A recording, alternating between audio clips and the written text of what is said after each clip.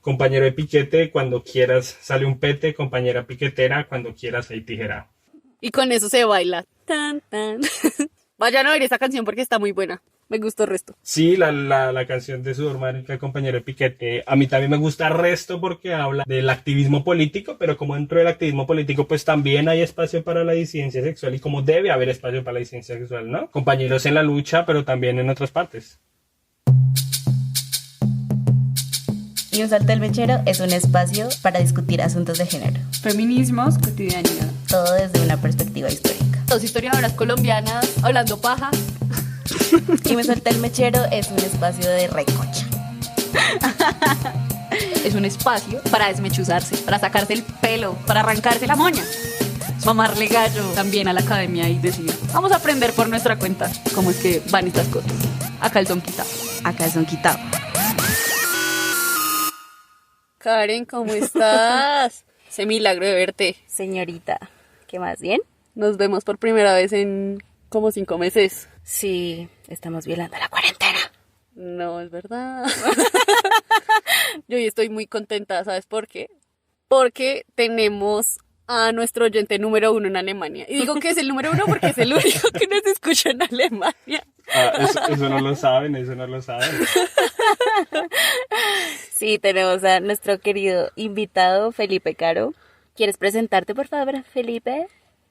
Hola, yo soy Felipe, soy historiador de todo, he hecho pregrado, maestría y ahorita estoy haciendo un doctorado en historia y soy oyente número 1 del podcast aquí en Alemania, aparentemente. Pero no el único. ¡Eso! Pero no el único, ustedes no saben qué tal les siga por ahí alguien más. Uno se sorprende. Ojalá otro Ojalá hispanohablante nos siga en Alemania. ¿Cómo estás, Felipe? Bien, ¿cómo están ¿Cómo te ha ustedes? tratado la cuarentena? ¿Estás en cuarentena? No, aquí ya no estamos en cuarentena. Estuvimos como por unos 3 meses, pero ya ahorita como se está mejorando las cosas, la gente ya empezó a salir un poco más. Además porque estamos en pleno verano y está haciendo mucho calor como para quedarse en la casa. Qué envidia. Sí, ya se abrieron los bares por lo menos, entonces ya puedo salir a tomar. Yo no probé una cerveza hace como 3 meses. Yo sí las he probado, pero porque las compro por ahí. No es igual. No, yo sé que no es igual. Sí, no, es un poquito triste eso. Sola en la habitación. Solo en la habitación tomando cerveza. No, yo también lo hice, pero es un poquito triste.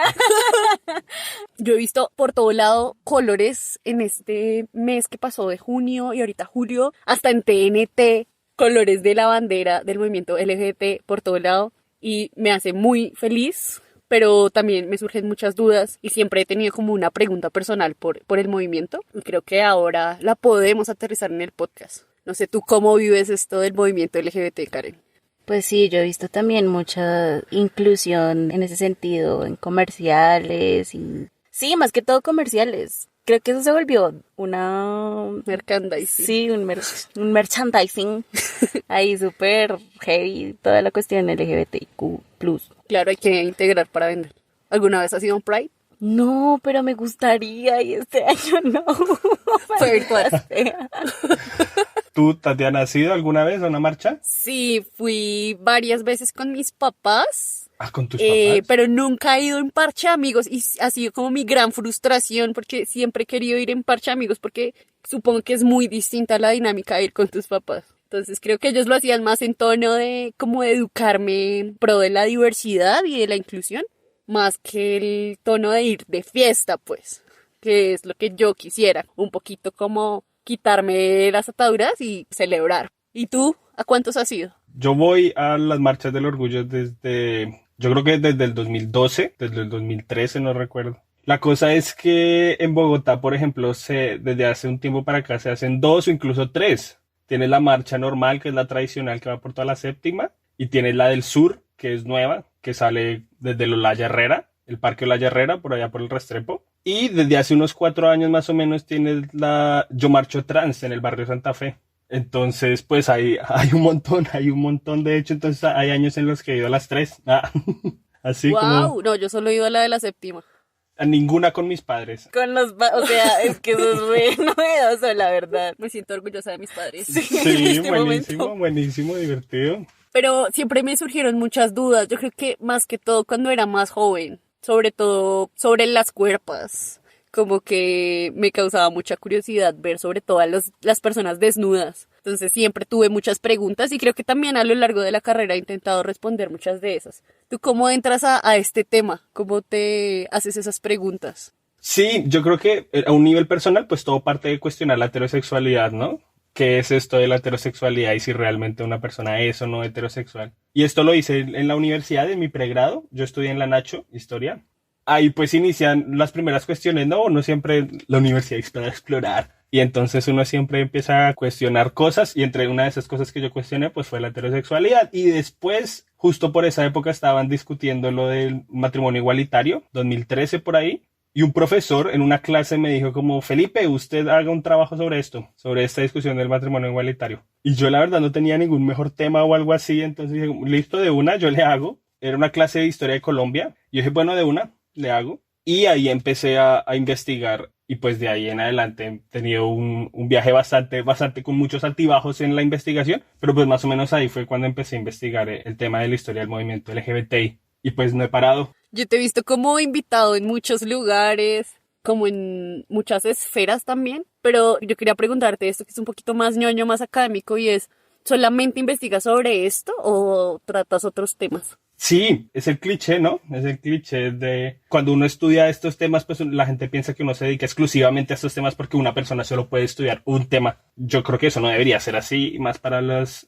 historiadores y los historiadores. Un buen historiador o una buena historiadora, pues conoce un poco de todo. Y no, yo no solo estudio estos temas, yo trabajo otros temas. En general, yo trabajo movimientos sociales y radicalismo político. Y he sacado un par de textos al respecto y tengo pensado sacar más investigaciones sobre eso. Entonces, no solo es este tema. Pero pues claro, este es el que he centrado, llamémoslo, mi carrera investigativa, si se quiere, mis tesis. Entonces, pues por eso me reconocen más por esto. Igual no crean porque, a ver, tuvimos que hacer la agenda con 3 meses de anterioridad porque pues Felipe es un hombre súper ocupado y lo llamaban Casi no de nos todo saca lado. tiempo. Es por el mes, es por el mes.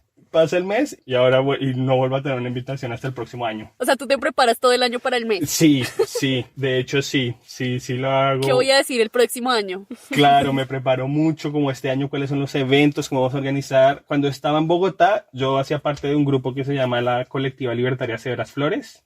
Y con las Severas Flores siempre nos sentábamos a planear junio, el mes del orgullo. Y todas las actividades que hacíamos, entre muchas cosas, hacíamos charlas sobre la marcha, pues hacíamos preparaciones de la marcha, talleres de arengas, cómo nos íbamos a vestir, pero también hacíamos fiestas, organizamos por mucho tiempo una cosa que se llama el Marica Fest.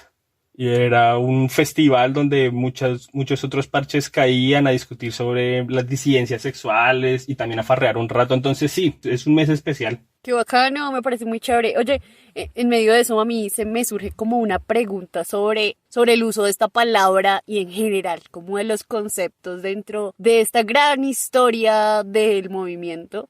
Y es el uso como de esta palabra marica y que tú la usas con K. Sí, es chistoso, pero hace parte de una tradición pues ya muy larga de primero de usar un insulto y reapropiárselo. Marica pues es por mucho tiempo un insulto, los primeros registros que se tienen son casi de la Edad Media en España y marica viene de María, se asocia a la palabra María y feminizar, pero nosotros lo reapropiamos no solo como una forma de identificar una identidad sexual, una orientación sexual, sino también como una posición política, ¿sí? Marica es alguien que no está conforme con la heteronorma, con la heterosexualidad obligatoria, digámoslo. Y por eso lo usamos, y lo usamos con K, pues también como para incomodar un poco. Es más un ejercicio visual, si se quiere, de incomodar, así como cuando la gente usaba la X, todos pues se dice tot XS, también como para incomodar, para fastidiar un poco, y eso también es divertido. ¿Les podrías hablar un poquito más como de esta parte, digamos que histórica de los conceptos? O sea, es decir, no siempre te ha conocido el gay como gay, la lesbiana como lesbiana, bisexual, transgénero, transexual, etcétera.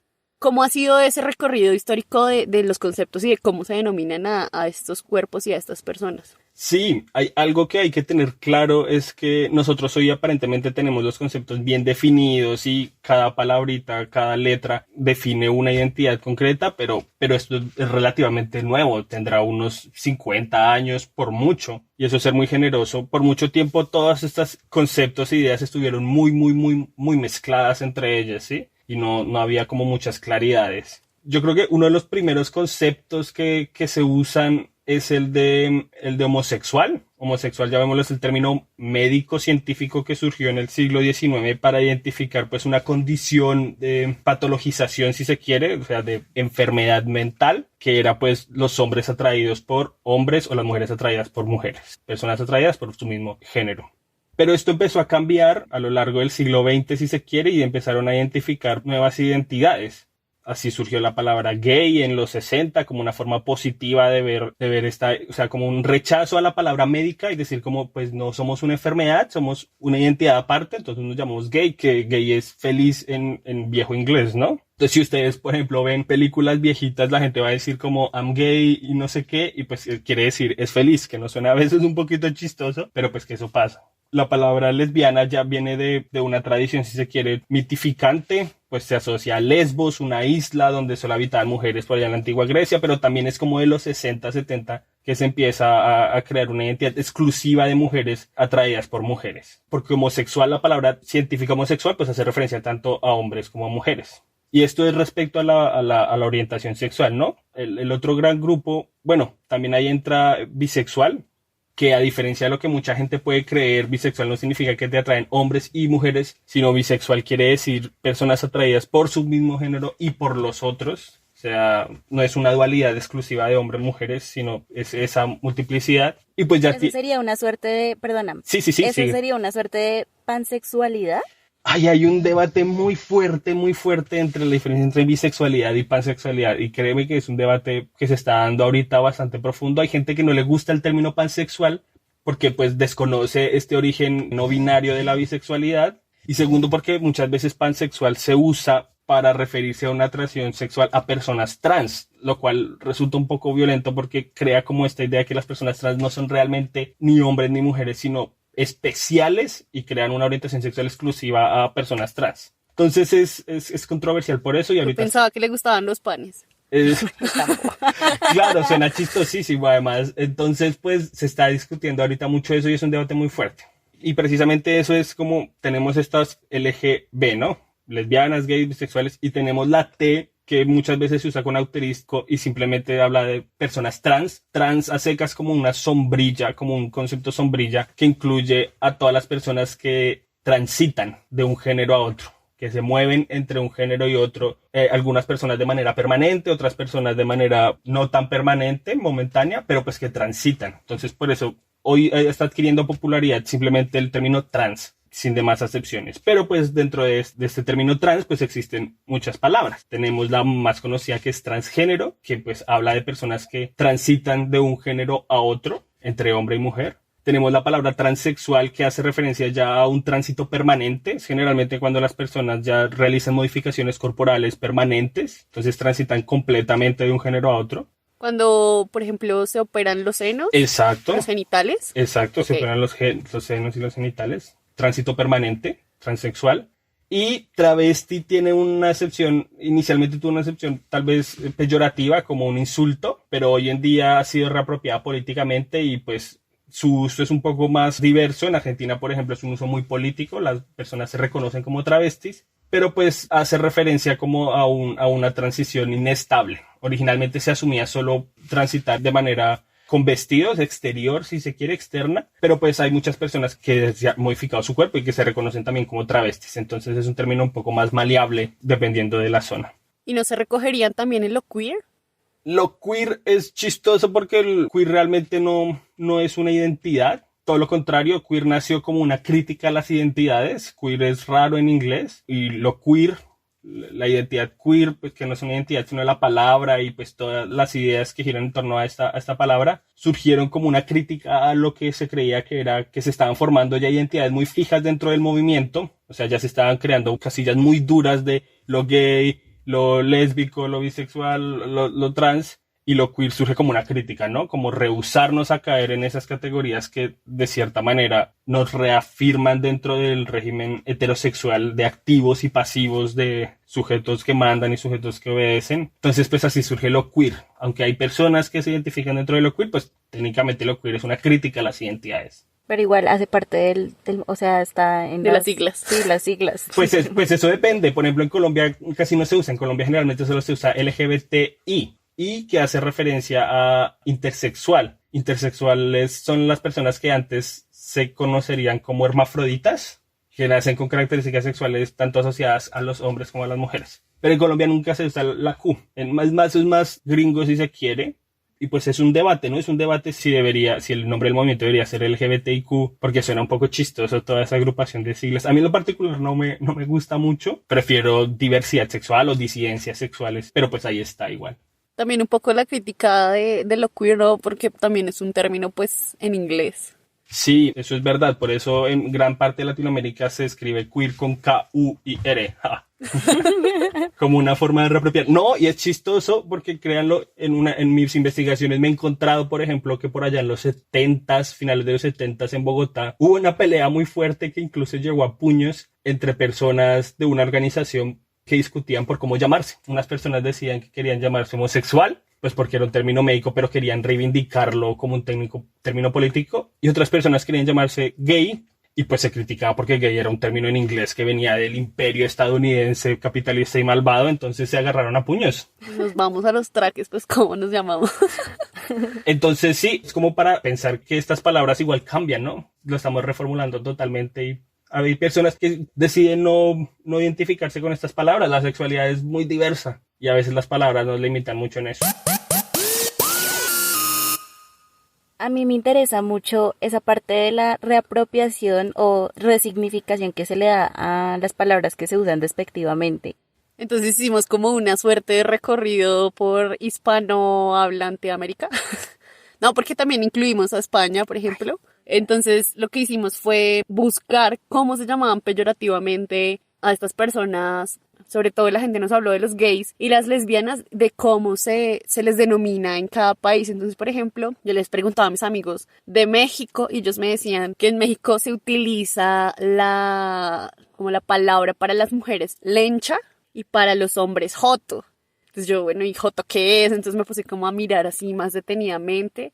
Y viene como de un pabellón en una cárcel súper conocida en México, donde solamente se metían a los homosexuales, hombres, y por eso el pabellón era el pabellón J. De ahí viene esto de jotos. Y pues ya Karen les va a contar como más casos de América Latina, porque yo no los conozco. Bueno, pues hicimos una lista. Tenemos a Venezuela, se les dice chaperas a las lesbianas, y maricos. En Costa Rica, playos y marimachas, machorras también. En Chile, lelas o marimachos, también camionera, fleto, hueco o maricón, loca, colipato. En Ecuador, jotos también, al igual que en México. En Perú, cabros, maricos, maricones y a las lesbianas machonas. En Argentina, putos, maricones, mariposones, tortilleras. En Brasil, Zapatown. Como un zapato muy grande, Zapatown. A las lesbianas. A las lesbianas. Y viado. Viado a los hombres. A los hombres. Como venado. Eso nos explicaba nuestra amiga. Un saludo. Un saludo a Fernanda. Nuestra amiga de Brasil. Y pues en Colombia, maricón también lo usamos mucho. Marica, loca. Loca, sí. Cacorro. Ajá, en el caso de las mujeres sí, arepera, también marimacha. Pero también como que teníamos esa anotación de que los insultos siempre tienden a confundirse un poco con las identidades, más que con la orientación sexual. Entonces es masculinizar a las lesbianas y feminizar a los gays. Sí, eso es interesante porque a final de cuentas, y esto es una percepción también personal, a final de cuentas yo creo que lo que une al movimiento es su crítica a la heterosexualidad.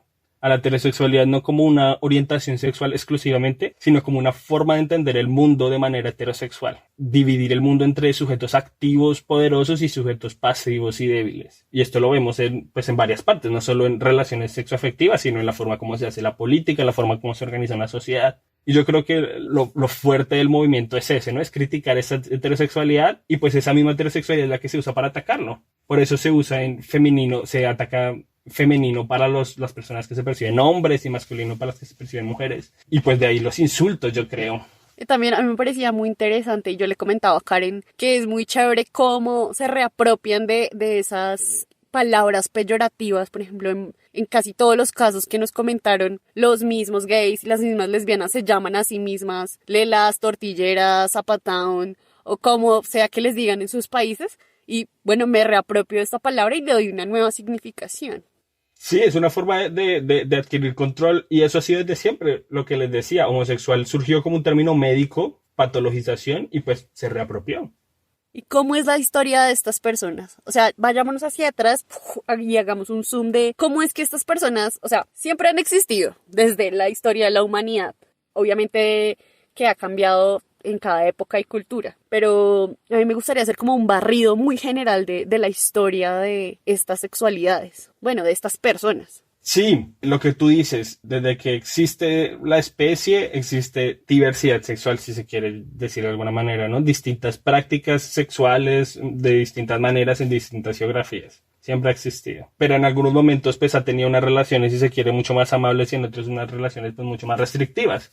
Y nosotros conocemos, pues, los relatos de cómo en la antigüedad o incluso las sociedades prehispánicas, pues, tenían una relación muy especial con la sexualidad y con la diversidad sexual, pero que, pues, de ciertos años para acá, principalmente en Europa, pero también en otras partes del mundo, pues, se empezó a ejercer una mayor presión por una organización familiar, llamémosla heterosexual. Sí, eso es Edad Media, Renacimiento, bueno, es una relación compleja. Yo creo que lo interesante podría ser que el surgimiento, si se quiere, del movimiento como organización política y es decir, también como una identidad, porque hay que decirlo, muchas de las personas por mucho tiempo se vivía la diversidad sexual, pero no se construyó una identidad alrededor de ella, ¿sí? O sea, las personas tenían sus actos, se metían, pero no había una identidad. Y realmente la identidad surge como proyecto político, si se quiere, a mediados finales del siglo XIX en Alemania, que es alrededor de organizaciones que buscaban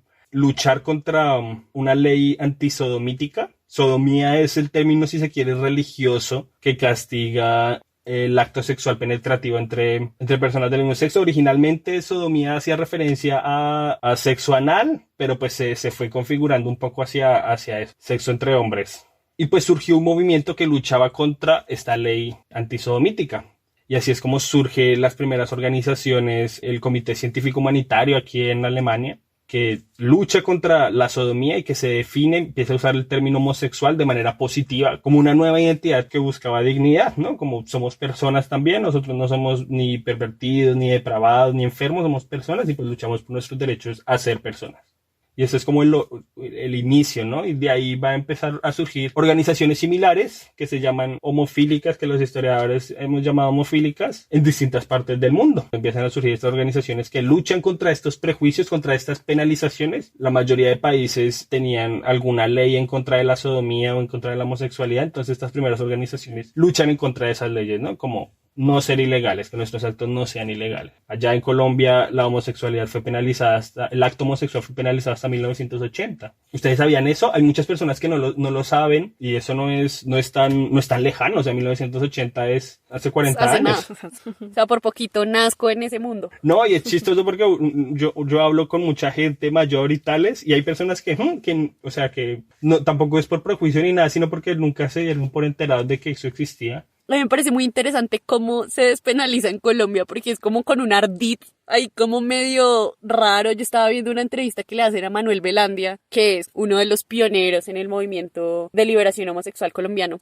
Y él dice que en realidad lo que se hizo fue ocultar el artículo del Código Penal que saldría en el año de 1981. El artículo que penalizaba pues la homosexualidad en Colombia. Y entonces él cuenta así como entre chiste y broma, como antes de que surgiera el Código Penal llegaban los policías a los bares y perfectamente se los llevaban o primero a la estación o segundo se los subían hasta Monserrate, los empelotaban. Bueno, los que no viven en Bogotá y no conocen, Monserrate es una loma pues súper grande. Bogotá está a 2.600 metros, el frío es tremendo, a las 5 de la mañana los empelotaban y los bañaban con agua fría y les botaban la ropa. Entonces, cuando se despenaliza, él cuenta que llegaban los policías a llevárselos y ellos les mostraban código en mano, como mire, usted no me puede llevar porque eso ya no es ilegal, y se besaban como un acto performático delante de los policías.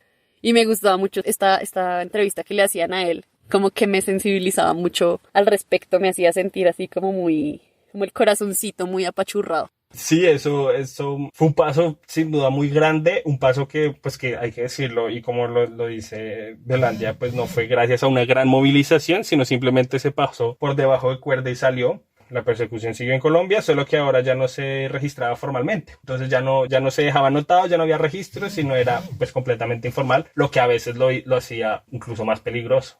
¿En qué año fue esa primera marcha de la que habla Belandia? Es que como que a mí no me queda muy claro el año. Es interesante porque aunque la primera marcha del orgullo, llamémosla formalmente, se hizo en 1982, o sea, justo después de la despenalización, en Colombia hubo manifestaciones públicas de grupos de liberación homosexual, como se llamaban entonces, desde antes de la despenalización. Por ejemplo, yo encontré registro en mis investigaciones de una marcha el 1 de mayo de 1979 en Cartagena. Entonces, pues esto es interesante porque es una marcha de personas abiertamente homosexuales en una zona del país que se considera conservadora, pero además durante un periodo de penalización. Y no se recuerda mucho, pues también por el regionalismo que existe, ¿no? Como primero siempre Bogotá y tales. Pero pues la marcha formal es la de 1982. ¿Y las sucesivas son en años siguientes o toman más tiempo en hacerse? No, toman muchísimo más tiempo. O sea, la primera marcha pues fue una marcha, podríamos decir que tuvo relativo éxito en tanto pues no hubo muertos y no hubo como violencia. Fue una pequeña marcha, salieron como más o menos 30 personas a marchar de la Plaza de Toros por toda la séptima a la Plaza de las Nieves, pero pues esas 30 personas estuvieron escoltadas por 100 policías más o menos uniformados. Hay algunas fotos que yo encontré y se ve claramente una fila enorme de policías con unas pocas personas marchando. Entonces pues es loquísimo, pues una medida desproporcionada por parte de la alcaldía, pero que también muy temerosa porque no sabía cómo reaccionar. Nadie sabía cómo iba a reaccionar la alcaldía o las autoridades a una marcha como esta. Y pues después de la marcha el movimiento decidió que estas marchas, aunque valiosas, podían crear la idea de que existía un nicho específico gay. Ellos lo llamaban el gueto gay. Tenían miedo de crear el gueto gay, de aislarse de otros problemas sociales. Entonces decidieron no continuar con esta marcha. La marcha no se va a volver a hacer en Bogotá sino hasta 1996. Y lo que pasa es que ya en los 90 pues las marchas gays se empiezan a ser populares en América Latina. Los 90 es la década en donde surgen la mayoría de marchas en muchos países latinoamericanos. También por la Constitución, supongo yo, aquí en Colombia, que salió en el 91, que ya no era pues la confesional Constitución del 86. Esta cosa engendro regenerador. Sí, fue por eso también, claro. Y en muchos otros países, pues los 90 es una época de reorganización democrática, ¿no? Cae a las dictaduras, reformas constitucionales en algunos países, entonces pues es por eso también. Bueno, yo estaba mirando algunas cosas sobre el matrimonio igualitario en Colombia en un documental, bueno, como una mini serie documental de It's Better Together Colombia. Entonces ellos hablaban de que del 99 al 2015 hubo más o menos 18 proyectos de ley ante el Congreso que nunca pasaron. Y al final se conquistó el matrimonio igualitario ante la Corte Suprema de Justicia. Entonces me parecía muy interesante que siempre el movimiento ha estado como supeditado a ardits, a la inteligencia, a la sagacidad. No se ha conseguido como porque realmente se haga como, voy a decirlo de esta manera porque no sé de qué otra manera, como donde se debería, sino bajo de cuerda. Es interesante eso que dices porque esa es una crítica que muchos hacemos al movimiento colombiano, pero también al movimiento en general, y es que el movimiento LGBT colombiano ha adquirido derechos a través del litigio estratégico, se llama eso, que es algo que se retoma de Estados Unidos, ¿no? Como demandar al Estado para adquirir derechos. Como en base a la Constitución, entonces yo demando y adquiero derechos y así. Y el problema de eso es que uno pues está supeditado a toda la pesadez burocrática que puede tener un Estado. De ahí pues esos ejemplos que tú mencionabas, todas esas demandas que se hacen por todos esos años sin resultado. Y segundo, pues que con un cambio de administración pues puede cambiar. O sea, la crítica es que se están adquiriendo derechos desde arriba y debería hacerse desde abajo. Y es por eso, por lo cual se critica mucho el movimiento, porque está muy bien en el papel, y en el papel Colombia es uno de los países con mayor garantía de diversidad sexual a nivel pues, mundial, si se quiere. Pero pues en la realidad la gente todavía pues está sufriendo una homofobia cotidiana brutal y grandísima. Es decir, el país donde se adquieren derechos, donde se podían, por ejemplo, un caso que bastante paradigmático es 2014, se podían casar las personas, pero pues Sergio Rego se suicidó tirándose del centro comercial Titán Plaza por la homofobia que vivió en su colegio, un pelado de 15, 16 años. Qué mierda. Iba a apuntar justamente algo parecido, y es que no se entiende la diferencia entre identidad de género y orientación sexual. Entonces, pues en un país que no reconoce eso y ponen políticas como el pico y género, que fue una aberración totalmente sacada de los cabellos, pues ¿qué esperamos? ¿Qué esperamos? ¿Cómo actúa un colombiano frente a algo que no conoce y de lo que no le han enseñado? Quiero aclarar que Karen decía que esa medida de los números no se puede implementar en Bogotá. Y sí se hizo. Se implementó. Una locura. Y ese es precisamente el punto, ¿no? Como cuando yo hablo de desde abajo, también hablo de educación sexual. Y educación sexual, no solo aprender a cómo ponerse un condón, sino todas las implicaciones que implican pues la diversidad sexual. Y no hay, en Colombia no hay una educación sexual. Todo es ese caos, ridículo caos, y es bastante ofensivo cuando uno lo piensa realmente de lo de los manuales escolares del 2016. Horrible. Terrible. ¿Cómo le llamaban a eso? A ideología de género. Ideología de género. No, terrible. Qué asco. No, súper frustrante, súper frustrante. Pero uno se pone a pensar y, por ejemplo, ¿ustedes recibieron educación sexual en su formación escolar como sobre la diversidad sexual? ¿Ustedes en el colegio les enseñaron qué es gay, qué es bisexual, qué es transexual? No, realmente no. O sea, creo que la educación sexual se limita a, mira, amiga, no quedes embarazada. Hay estos métodos anticonceptivos. Y ya. Digamos, mi colegio era femenino y siempre se satanizó mucho esas orientaciones sexuales distintas. Y también se tenía el estigma de que las mujeres que estudiábamos en colegios femeninos éramos todas lesbianas. Sí, claro. ¿Y no? Mentiras. Y pues no lo sé. Pero sí, o sea, la educación sexual finalmente se reducía a eso. Yo tengo una mirada muy conflictiva con mi colegio en eso. Yo estoy en un colegio católico, ultracatólico, confesional, de que cada último viernes del mes íbamos a misa. Sí nos dieron educación sexual, obviamente con esto de los fines reproductivos, porque pues era un colegio católico. Y lo más chistoso, que ya me puse a revisar mis cuadernos, mi mamá guarda mis cuadernos, y encontró una educación sexual. Entonces yo, oiga, venga, miramos, ¿qué me enseñaban? Nos enseñaban como, bueno, este es el aparato reproductor femenino, masculino, bla, bla, bla, pero siempre las diversidades sexuales nos las enseñaban como algo malo, que no debíamos desear, que no deberíamos, que no estaba bien visto, que era un pecado, sí, que era un pecado. Yo me acuerdo tanto una vez que una profesora nos dijo, jamás dejen que su novio, básicamente, les dé por detrás, una cosa así. Y entonces, eso a mí se me quedó grabado en el cerebro, y ya de grande, para mí era como, no, eso está mal, y esto soy como, vete a la verga, o sea, en serio, ¿por qué les enseñan eso a los niños? A mí me causó muchos problemas y ya después logré quitarme, digamos que ese velo de encima, pero alguien que siga de manera como continua en la iglesia y crean esto, pues les hacen un daño terrible, porque además solamente nos enseñaban que se podía de misionero y fin, el resto era pecado. Y con fines reproductivos, o sea, tú no podías tener sexo por placer, no, eso era para reproducción y ya, era el único sexo que Dios aprobaba. Ay, sí, qué horrible. Hace poquito Vox, que es ese partido ultranacionalista de derecha de Estados Unidos, por allá sacó unos tweets que decían eso, ¿no? Como el sexo solo debe durar como 6 minutos y eso es suficiente para embarazar a una mujer y todo lo demás es pecado. Una cosa súper chistosa y súper trágica, la verdad. Ay, me acabo de imaginar a alguien con un cronómetro. Ay, solo 6 minutos. ¡Puta! 2 segundos, nos pasamos 2 segundos, arrodíllese a rezar. Además, trágico, ¿no? Trágico por todo y todo. Pero ese es precisamente el punto, ¿no? Como esa es la real ideología de género, ¿no? La de una implantación de una restricción completa de que se hable del sexo, no, el sexo solo reproductivo, no, todo lo demás es pecado. Y nos bombardea esta idea de religiosa todo el tiempo, ¿no? De sexo como una cosa restrictiva, privada, etcétera, etcétera. Y realmente la educación sexual que uno la recibe por otras partes externas, puede ser por el porno, puede ser por la televisión, puede ser por malos ejemplos familiares, puede ser, hay una forma terrible de educación sexual, pues es la violencia sexual, que no es tanto educación, sino es más como un traumatismo sexual, y eso daña a las personas y no hay una reflexión sensata sobre lo que es la sexualidad y pues eso es terrible. Tampoco sobre la identidad de género, o sea, sobre Claro. eso menos se habla, menos. Claro, porque eso no se cuestiona para nada, o sea, Dios nos libre de un hombre con maquillaje o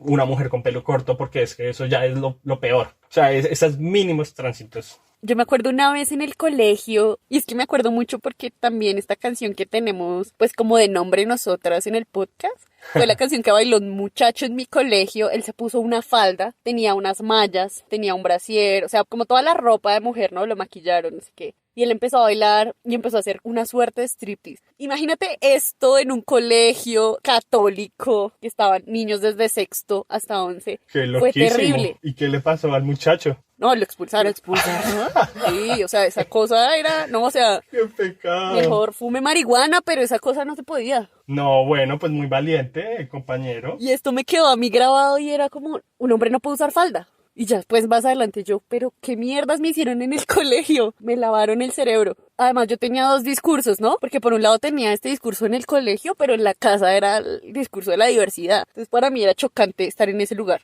Y no solamente se limita, perdona, no solamente se limita a las cuestiones del vestir, tal vez, y de lo performático, sino también a otro tipo de actividades. Yo tenía una vecina que no dejaba jugar a su hija fútbol porque se volvía marimacho. Ay, hubieran visto mi colección de carros. Se vuelve loca esa señora.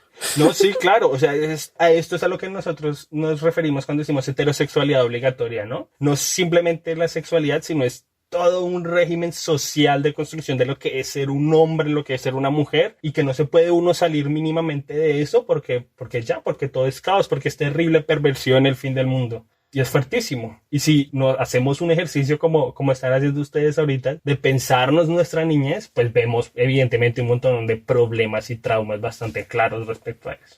También porque se usa como una manera de más fácil de controlar a la gente, ¿no? Es decir, por parte del Estado y pues no sé si del capitalismo, pero pues también obviamente es más fácil venderle a dos grupos, hombres y mujeres, listo, ya, fin, salimos de esto, los controlamos. A plantearse que pues no solo hay hombres y mujeres, sino que hay muchas gamas ahí, como que siempre hay como un tránsito entre esos dos, digamos que polos, iba a decir biológicos porque no creo que sociales sean. Pues es más o menos lo que tú dices, incluso el capital se ha aprovechado de la construcción de estas identidades y pues ya se crean nichos, si se quiere, de consumo bastante específicos, ¿no? Y es lo que mencionaban ustedes al inicio, como todas estas marcas, estas branding sacan su bandera al orgullo y dicen sí al orgullo, come Doritos o algo así bien chistoso que pues crea unos nichos de consumo bastante fuertes, y esa es una crítica que se le hace hoy a la marcha, que es que la marcha ya está dejando a un lado su reivindicación política, y en las últimas marchas, la grande, la de la séptima, pues puedes ver todos las grandes empresas que sacan sus banderas y patrocinan sus productos, y pues eso es triste porque así se despolitiza un movimiento, se vuelve simplemente una cuestión de consumo.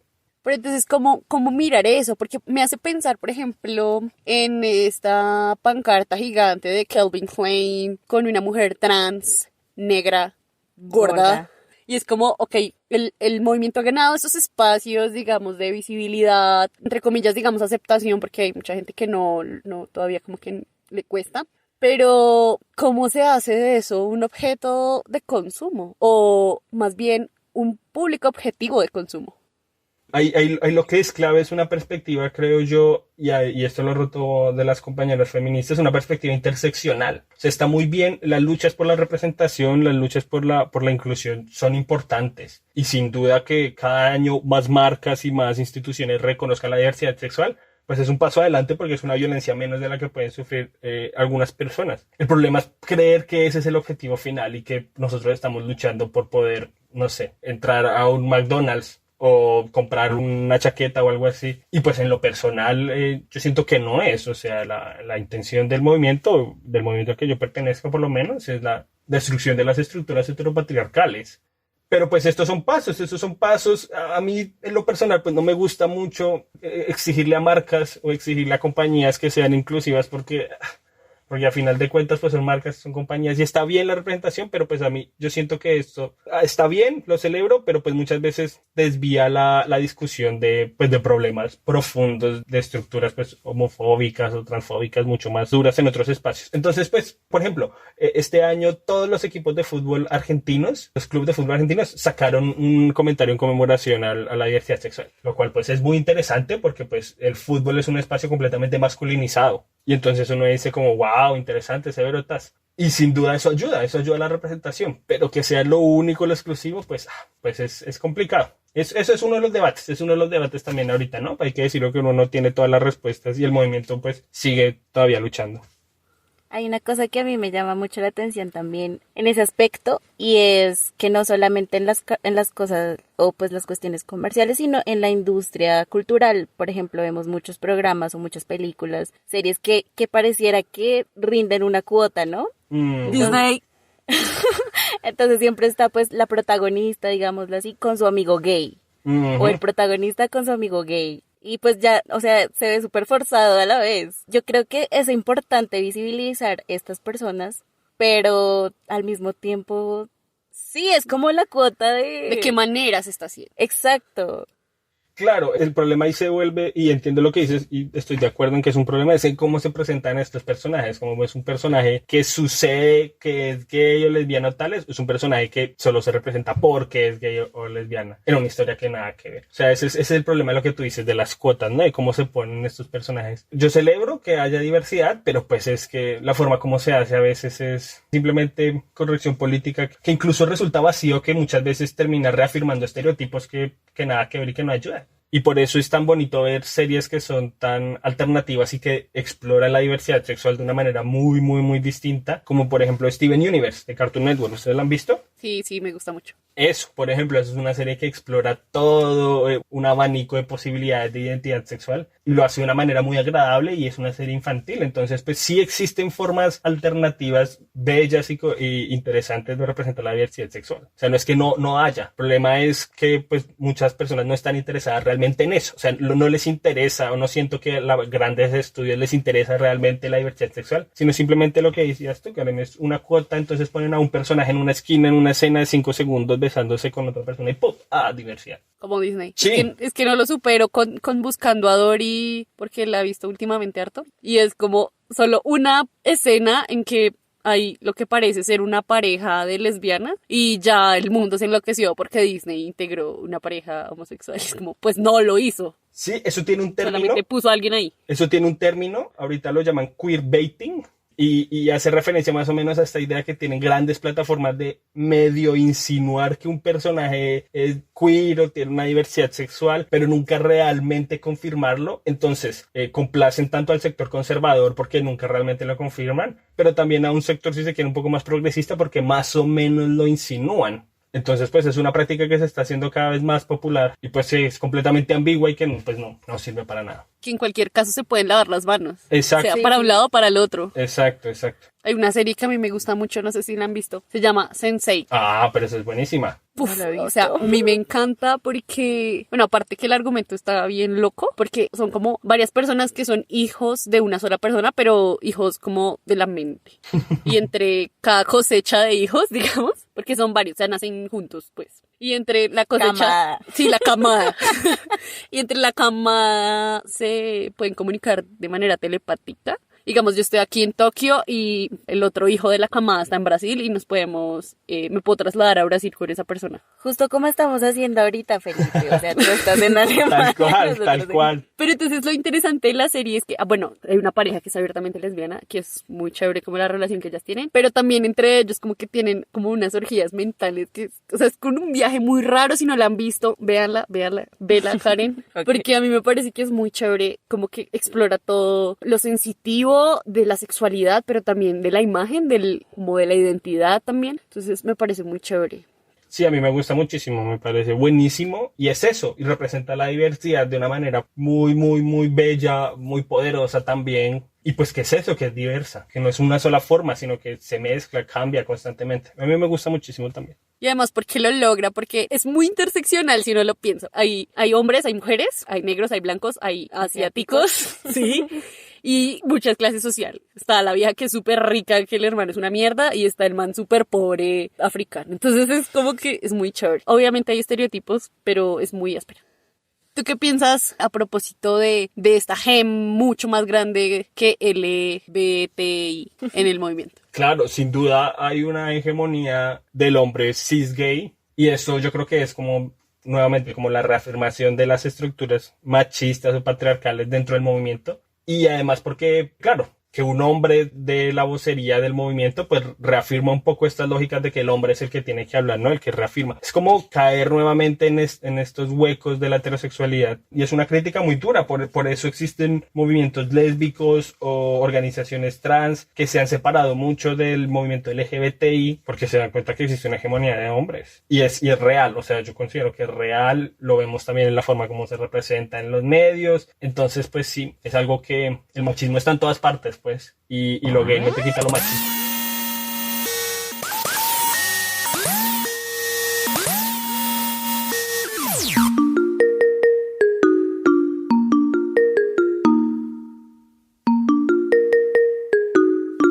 Esta vez, pues, el desmechu se lo va a traer nuestro invitado, entonces... Con ustedes, directamente desde Alemania.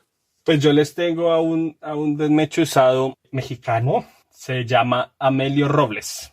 Y lo particular de Amelio Robles es que él nació llamándose Amelia Robles. Y ella creció a finales del siglo XIX, principios del siglo XX en México. Y decidió pues entrar a participar de la Revolución Mexicana, primero como maderista, después como zapatista. Y desde 1924 decidió transitar completamente su identidad como Amelio. Y es conocido como el Coronel Robles, una de las primeras personas, hombres trans, en ser reconocidos públicamente por el Estado mexicano. Lo que a mí me interesa, me parece muy, muy potente, pues participó en la Revolución Mexicana, ¿no? Del lado zapatista, después del lado obregonista, muy activo militar. Lo que me parece muy interesante de él es, pues, primero no solo se reconoció públicamente por el Estado como un hombre trans, pues no toda su vida se reconoció, pero siempre se afirmó desde identidades masculinas, sino que su historia rompe un poco con esos estigmas que tenemos culturales de representación de que siempre las vidas trans o las vidas diversas terminan en tragedia, ¿no? Que son trágicas, llenas de violencia, llenas de dolor, experiencias profundamente dolorosas en una sociedad que nunca los comprende. Y pues el caso del Coronel Robles es distinto porque él murió en 1984,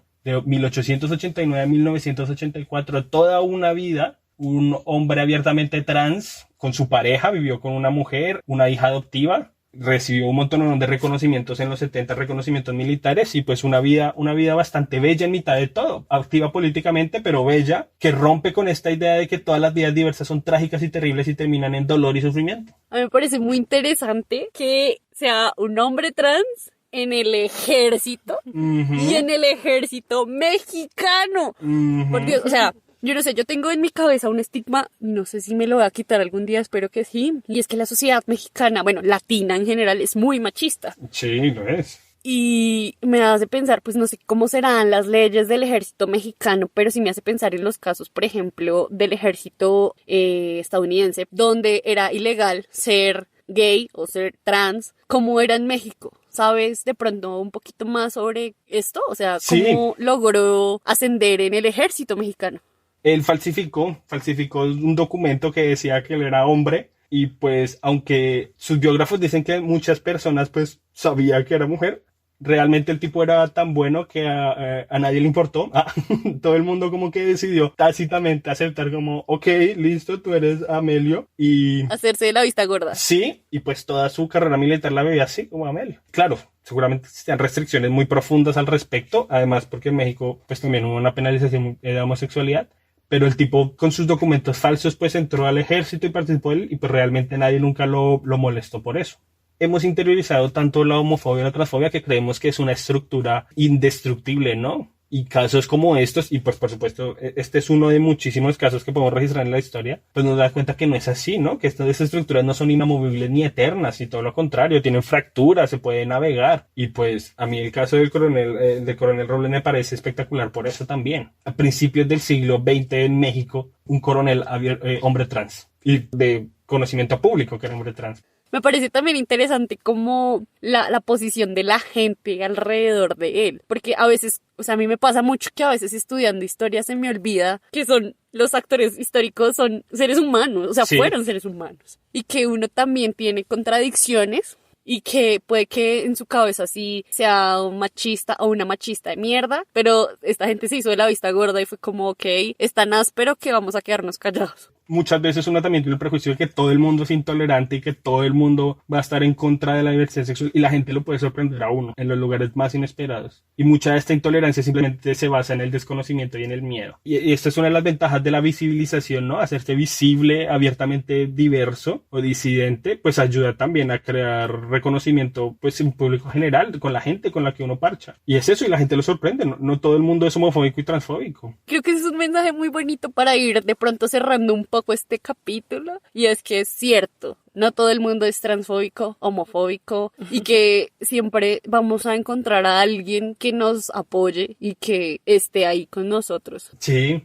no, pues severo que le dediquen ustedes una sesión del programa a esto, me parece buenísimo. Y es importante que más espacio se discuta esto y abiertamente, ¿no? Como sin miedo a equivocarse. Tatiana estaba llena de miedo.